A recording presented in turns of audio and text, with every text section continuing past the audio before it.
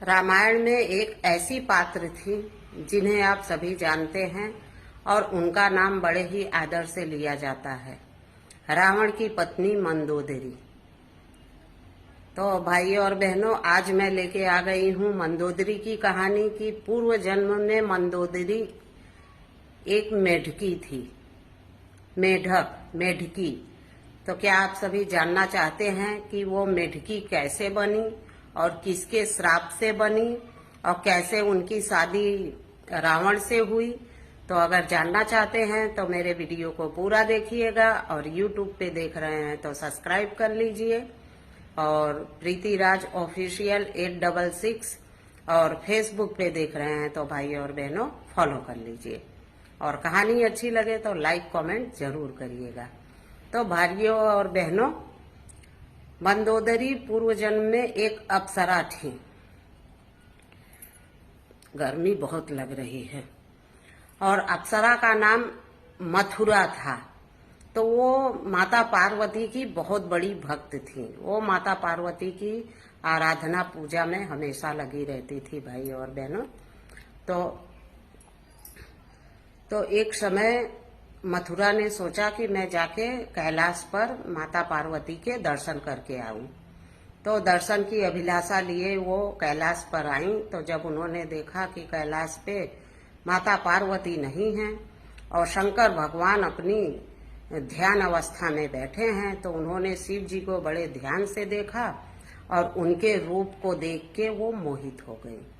और जब मोहित हो गई तो तरह तरह के उन्होंने, अप्सरा तो थी ही, नृत्य गान ये सब करके और भगवान शंकर को लुभाने लगी, और इतना मोह में पड़ गई कि वो सब कुछ भूल गई कि वो पार्वती की आराधना करती हैं, पार्वती की पूजा करती हैं। सब कुछ भूल के और भगवान शिव को मनाने में लग गई, उनको मोहित करने में लग गई।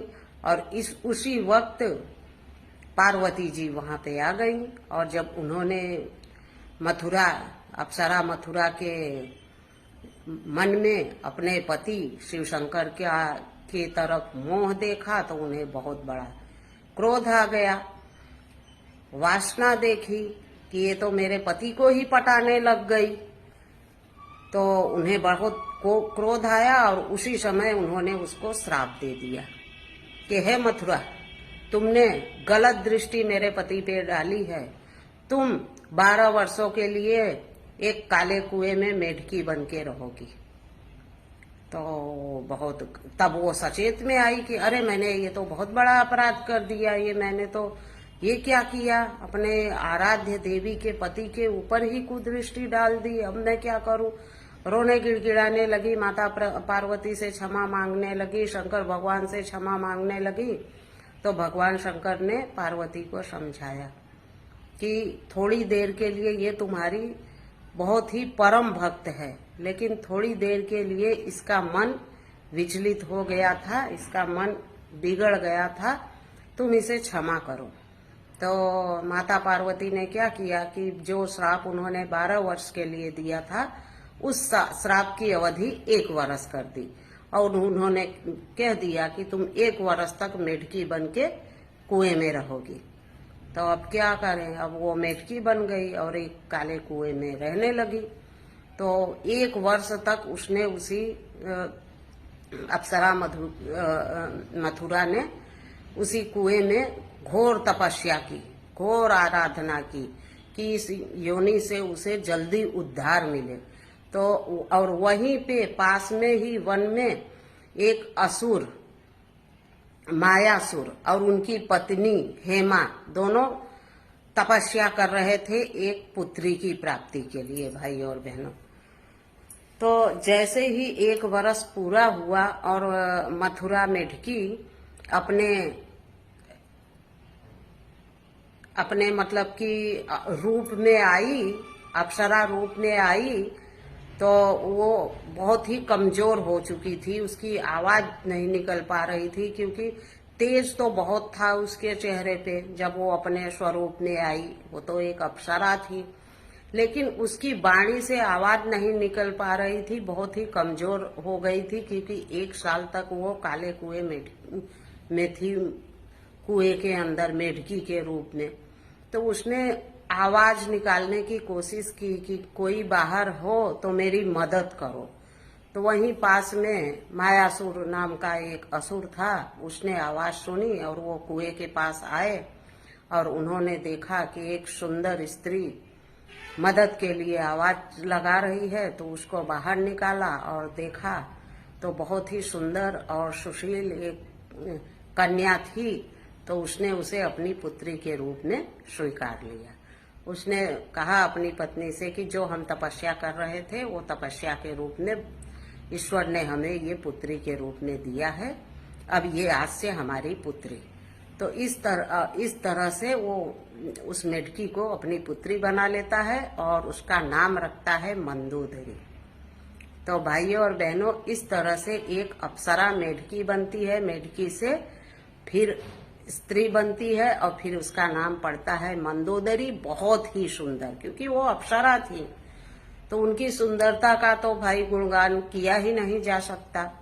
और उन्होंने 1 साल तक कुएं में रह के तप भी इतना किया था कि और भी तेजस्वी हो गई थी। तो एक समय मायासुर के यहाँ रावण आता है मायासुर से मिलने, और जब उसकी नजर मंदोदरी पे पड़ती है तो वो मोहित हो जाता है और तुरंत कहता है कि मंदोदरी से मैं विवाह करूंगा और इसको अपनी पटरानी बनाऊंगा। तो फिर उसने मंदोदरी से विवाह करके अपनी पटरानी बना के और अपने राज्य ले गया। तो इस तरह से भाइयों और बहनों, मंदोदरी किस तरह से मेढकी बनी, फिर मेढकी से एक स्त्री बनी और किस तरह से उनकी शादी रावण से हुई। तो मंदोदरी ने अपने तप और बल से इतिहास में एक अच्छे अक्षरों से में अपना नाम दर्ज करवाया है। भले ही रावण राक्षसी प्रवृत्ति का था, पर मंदोदरी ऐसी नहीं थी। उन्होंने हमेशा ही अच्छा ही किया, सत्कर्म ही किए। पर वो भी क्या करें, वो परेशान थी अपने पति से, क्योंकि उनका पति उनकी सुनता नहीं था रावण, इसलिए वो परेशान रहती थी। लेकिन मंदोदरी जैसी सती, अपने पति के तरफ एकदम समर्पित स्त्री शायद ही कहीं मिले। तो मंदोदरी की इस तरह से कहानी है भाइयों और बहनों। उन्होंने बहुत ही अच्छे कर्म किए थे मंदोदरी ने, कि दोबारा भी उनको ये क्या बोलते हैं, यहाँ रामायण की जब कथा समाप्त होती है, मंदोदरी की मौत होती है, तो वो फिर से अपने अप्सरा रूप में और अपने लोग जाती हैं भाई और बहनों।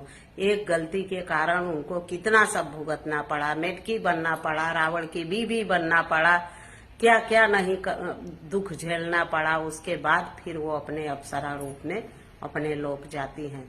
तो कोई आत्मा अगर तप करे, तपस्या करे, सच्ची आराधना करे ईश्वर को, तो उसको मुक्ति जरूर मिलती है भाई और बहनों। यही इस कथा से हमें सीखने को मिलती है। तो मेरी कहानी कैसी लगी आप सभी को?